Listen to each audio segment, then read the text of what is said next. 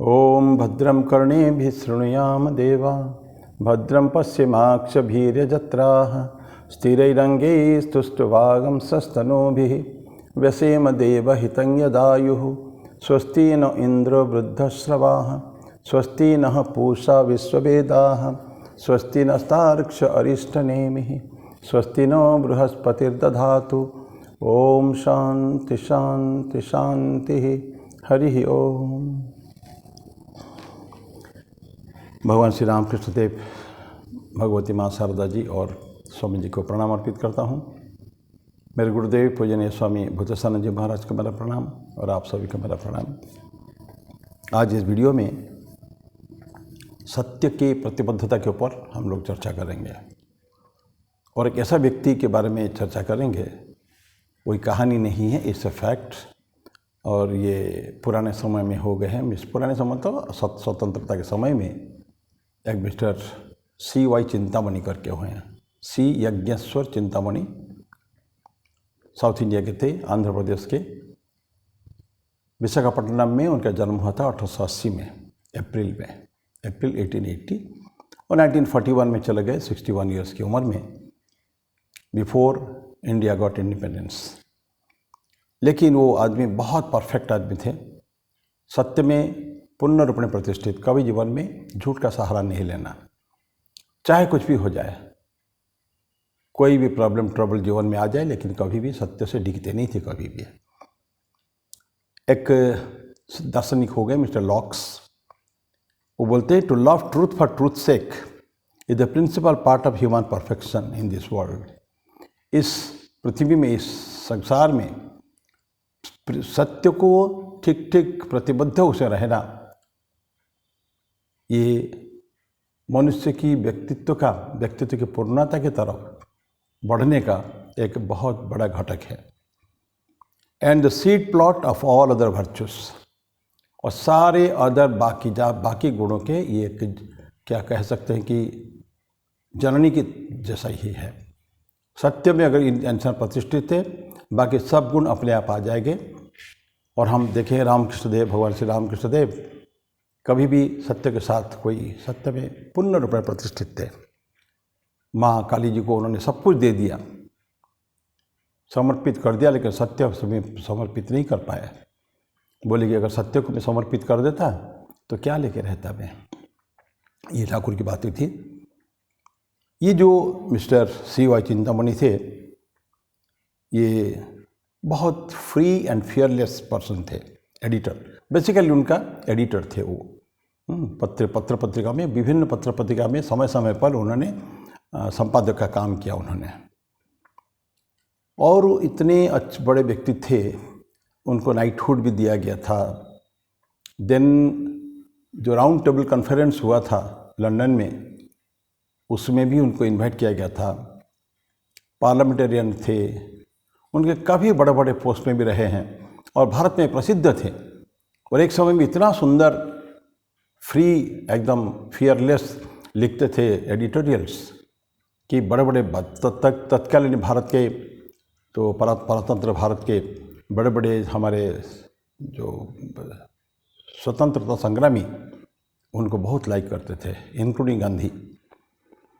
तो ऐसे व्यक्ति थे चिंतामणि।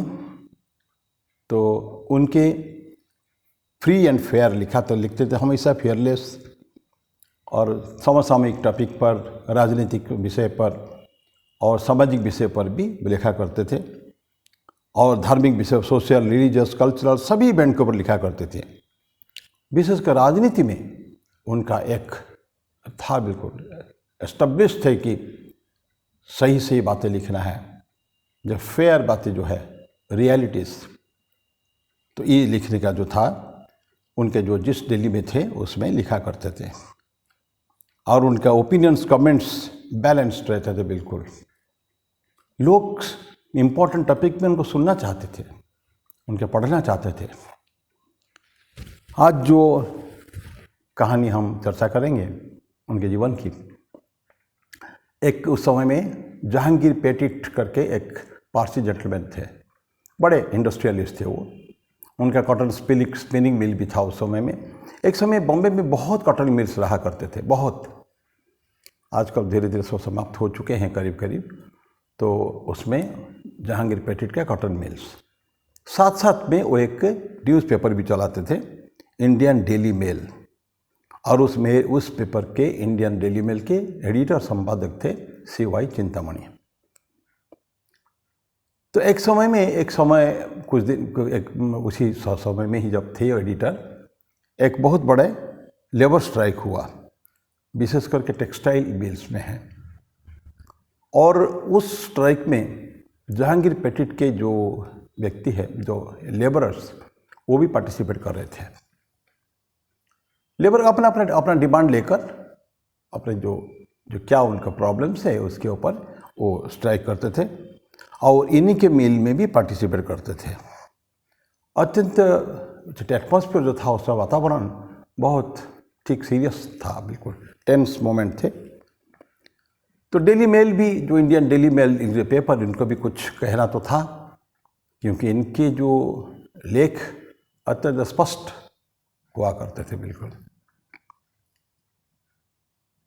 तो इसमें चिंतामणि ने क्या किया, उनको जो एडिटर जो थे उन्होंने जो लिखा है कि मिल वर्कर्स का जो डिमांड है, मांग है, वो सही है, बिल्कुल नियम के विरुद्ध नहीं है, और उनके अगेंस्ट में ऑपरेशन अत्याचार हुआ है, इसलिए उन्होंने किया है, और जस्टिस उनके तरफ था, और न्याय उनको मिलना चाहिए था, लेकिन मिल ओनर्स को नहीं मिलना चाहिए था, नहीं मिलना चाहिए, ऐसा उन्होंने लिखा है।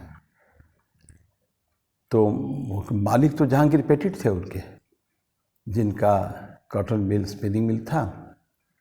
उन्होंने उनको बुला के बड़े फ्यूरियसली बोले, तुम कैसे ऐसा लिख सकते हो? स्कोल्डेड हिम, तो एक साहस हिम्मत कैसे हुई इसको लिखने के लिए? तुम क्या भूल गए कि तुम मेरे नौकरी में हो? तो ये जो बोला, इतना बोल दिया, this was enough for Chintamani.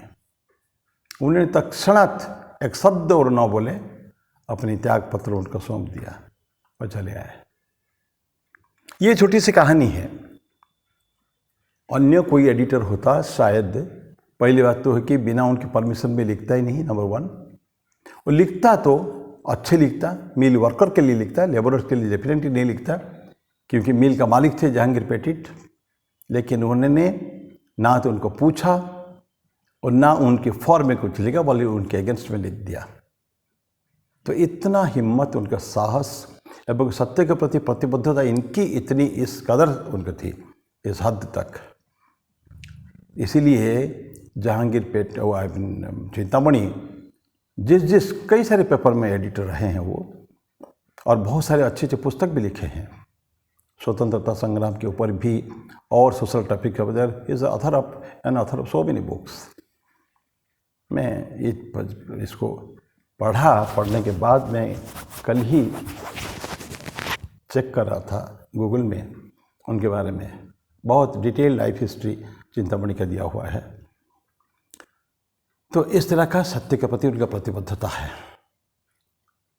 तो लेकिन होता क्या है, बड़े बड़े पेपर के भी लोग जो है, दे आर बायस्ड, और विशेष करके आजकल के ज़माने में जो देखते हैं हम लोग, कुछ पैसे में सब बिक जाते हैं, और they have got their by अत्यंत बाय स्टेटमेंट।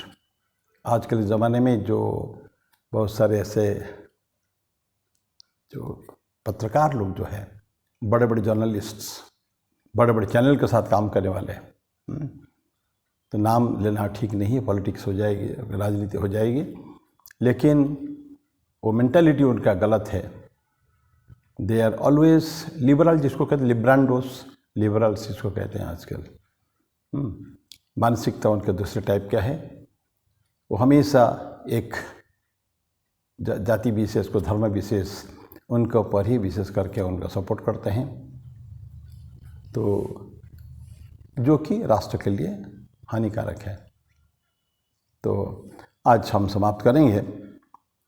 मुख्य रूप में मेरा ये टॉपिक लेने का मकसद है एक अच्छे व्यक्तित्व से आपको परिचित कराना, एवं उनके महानता के बारे में, उनके व्यक्तित्व के बारे में थोड़ा सा एक छोटा सा झलक केवल आपके समक्ष प्रस्तुत करना। तो इसके साथ मैं मेरी वाणी को यहीं विराम दूंगा। तो अगले बार फिर बुधवार को फिर कोई टॉपिक के साथ हम लोग चर्चा करेंगे दूसरे के सब्जेक्ट में। ऐसी छोटी छोटी कहानी के ऊपर आधारित है। तो मैं मेरी वाणी को विराम दूँ। ओम शांति शांति शांति। हरि ओम तत्सत। श्री राम कृष्णार्पणमस्तु।